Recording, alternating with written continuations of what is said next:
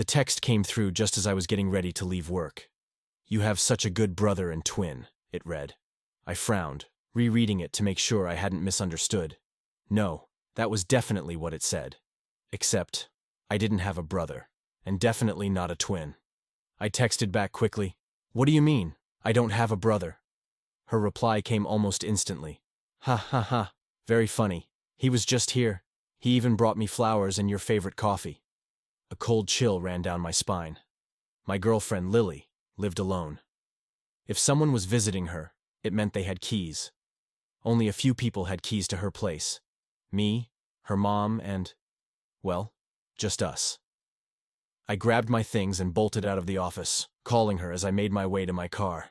"Hey, babe," she answered, sounding cheerful. "Lily, who exactly was just there?" I asked, trying to keep my voice steady. "Your brother, silly. He said you two had a bit of a falling out and he wanted to make it up to you through me." "I thought it was sweet," she replied. "Lily, listen to me. I don't have a brother. Lock your doors and don't let anyone in until I get there," I said, my voice shaking. "Okay, you're starting to scare me." "What's going on?" she asked, her tone now laced with fear. "I'll explain everything when I get there. Just lock the doors," I repeated, hanging up and speeding towards her place. My mind raced as I drove. Who the hell was this guy? How did he know so much about me and Lily? I reached her apartment in record time, sprinting up the stairs 2 at a time. She opened the door just as I got there, her face pale. "What is happening?" she whispered. I stepped inside, checking the place quickly. It looked normal, just as I'd left it this morning. But something felt off. The air seemed heavier, more oppressive. "Tell me everything he said and did," I demanded. "He knocked, said he was your brother. He looked just like you, same height, same eyes, everything. He even knew about the time we went to the lake and you saved that dog from drowning," she explained. That was a story only a few close friends knew about. I felt a shiver crawl up my spine. "Did he leave anything behind?" She pointed to the kitchen table. There was a bouquet of flowers and a cup of coffee. I approached them cautiously. The flowers were Lily's, her favorite, but the coffee had a note attached. It read, "For the best twin ever." I felt sick. This wasn't a prank. Someone was trying to mess with me, and they knew way too much about my life. I grabbed the note, feeling the paper between my fingers. It was smooth, almost too smooth, like it had been freshly printed. "We need to call the police," I said, turning to Lily. But before I could reach for my phone, it buzzed with a new text. It was from an unknown number. "Hope you liked my visit. Can't wait to see you both again. Your twin." I stared at the message, feeling my blood run cold. This was just the beginning. We didn't sleep that night. Lily sat on the couch, her knees pulled to her chest, while I paced the living room. I called the police, but they couldn't do much. There was no crime, just a strange visitor and an unsettling message. They took my statement and promised to patrol the area more frequently. It was little comfort.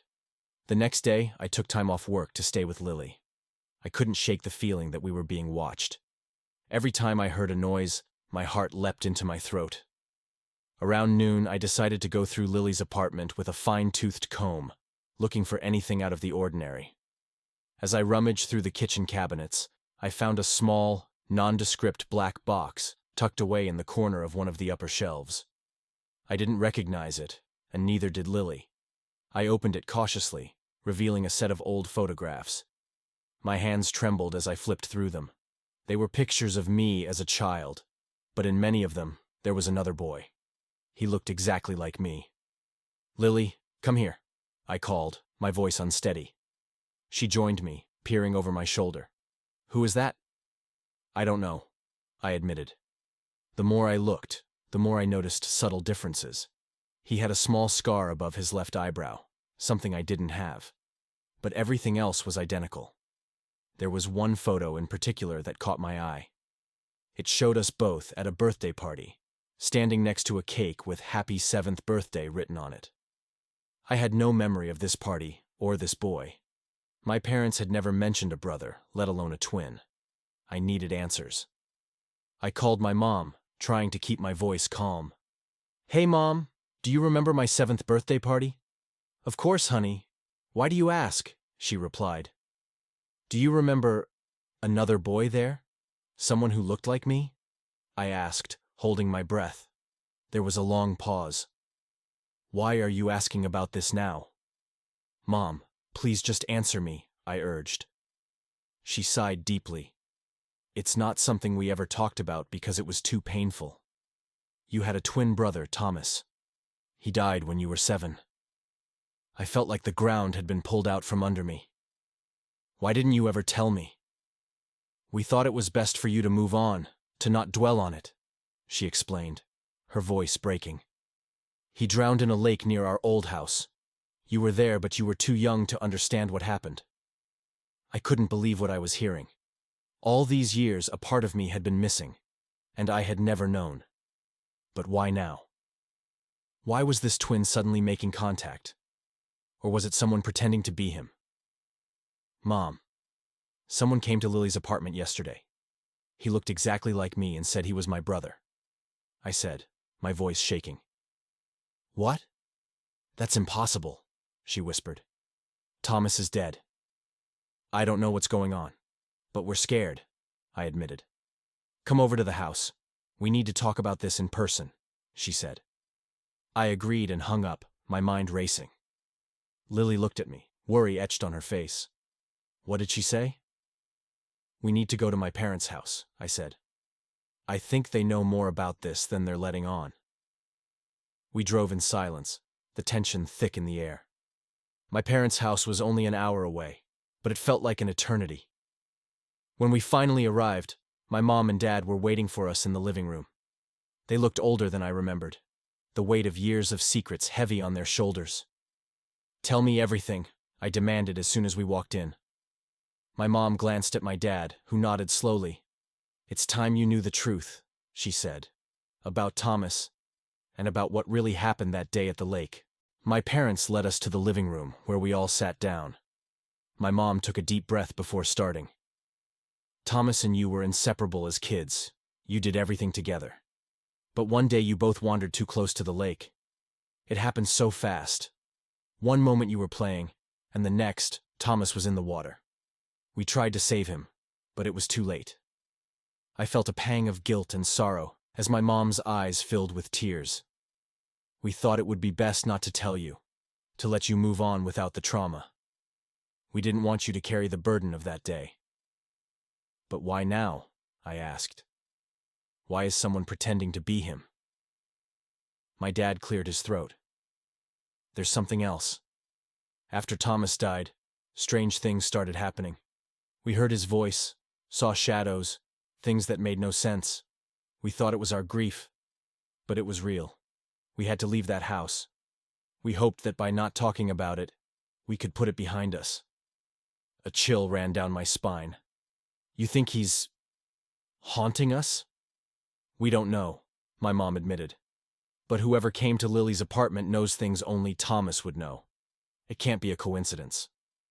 As we processed this, my phone buzzed again. Another message from the unknown number. Did you enjoy the pictures? There are more to come. I showed the text to my parents. My mom's face went pale. This isn't just a prank. Someone is toying with us. I decided we needed to go back to the lake, to the place where Thomas had drowned. Maybe there, we could find some answers. My parents were reluctant, but they agreed. We all piled into the car, the tension thickening with each mile. The lake looked eerily serene as we approached. Memories I'd buried deep started to resurface. The smell of the water, the sound of laughter, and the panic as I watched my brother disappear beneath the surface. We stood at the water's edge, the silence oppressive. Now what? Lily asked, her voice trembling. I didn't have an answer. But then, my phone buzzed again. It was a picture this time, taken from across the lake. It showed us standing there, just moments ago. I looked around frantically but saw no one. He's watching us, I said, my voice barely above a whisper. We should leave, my dad urged. This is too dangerous. No, I said firmly. We need to confront this. We can't keep running. We moved around the lake, searching for any sign of someone watching us. The forest around the lake was dense, shadows playing tricks on our eyes. As we pushed deeper into the woods, we found an old, abandoned cabin. It looked like it hadn't been touched in years, but there was something about it that drew us in. "We never knew this was here," my mom said, her voice shaking. I pushed the door open, and it creaked ominously. Inside, the air was stale and musty. Old furniture covered in dust and cobwebs filled the small space. But what caught my eye was a wall covered in photographs, pictures of me, my parents, and Lily. But most disturbingly, pictures of Thomas, all grown up. "This is impossible," I muttered, stepping closer to examine the photos. They were meticulously arranged, showing the progression of Thomas's life as if he had never died. Lily gasped, pointing to a picture of me taken just a few days ago. "He's been following you." Suddenly, the cabin door slammed shut, and we heard footsteps outside. We turned to see a figure standing in the doorway, silhouetted by the fading light. He stepped inside, and my heart nearly stopped. It was like looking into a mirror. "Hello, brother," he said, a sinister smile spreading across his face. "Miss me?" My mind raced, trying to make sense of what I was seeing. This couldn't be Thomas. He was dead. And yet, here he stood, very much alive and identical to me in every way except for the scar above his eyebrow. "Who are you?" I demanded, my voice shaking with a mix of fear and anger. "I'm you, but better," he replied, taking a step closer. "I'm the brother who was forgotten, the one left to die. But now I'm back, and it's time you remember what happened." My parents stood frozen, their faces pale with shock. "Thomas, this isn't possible," my dad said, his voice trembling. "Possible or not, I'm here," Thomas said, his voice cold. "And I want what was taken from me." He lunged at me, and I barely had time to react. We grappled, crashing into the old furniture and knocking over the dusty remains of the cabin's interior. Lily screamed, and my parents tried to pull us apart, but Thomas was unnaturally strong. "You took my life," he hissed, his face inches from mine. "Now, I'm taking yours." With a surge of adrenaline, I managed to push him off me, sending him sprawling across the floor. "Stay back," I warned, grabbing an old, rusty fireplace poker as a weapon. Thomas laughed, a chilling sound that echoed through the cabin. "You can't get rid of me that easily. I'm part of you now." He stood up, dusting himself off, and looked at us with a mix of hatred and longing. "We could have been together, but you forgot me. Now, you'll never forget again." The air grew colder, and the shadows in the cabin seemed to stretch and twist. Thomas's form began to blur, flickering like a glitching video. My parents pulled me back, their faces filled with terror. "We need to get out of here," my dad said urgently. We scrambled for the door, bursting out into the cool night air. As we ran back towards the car, I glanced back and saw Thomas standing in the doorway, watching us with that same eerie smile. "This isn't over," he called after us. "I'll always be with you, brother." We drove away from the lake, our hearts pounding and our minds reeling. The reality of what we'd just experienced was too much to process. But one thing was clear. This wasn't just about a haunting. This was something deeper, something that had been buried for too long. Back at my parents' house, we sat in the living room, trying to make sense of it all. "What do we do now?" Lily asked, her voice trembling. "We need to find out what really happened to Thomas," I said. "And why he's back now." My mom nodded, wiping away tears. "We'll get through this together. We have to."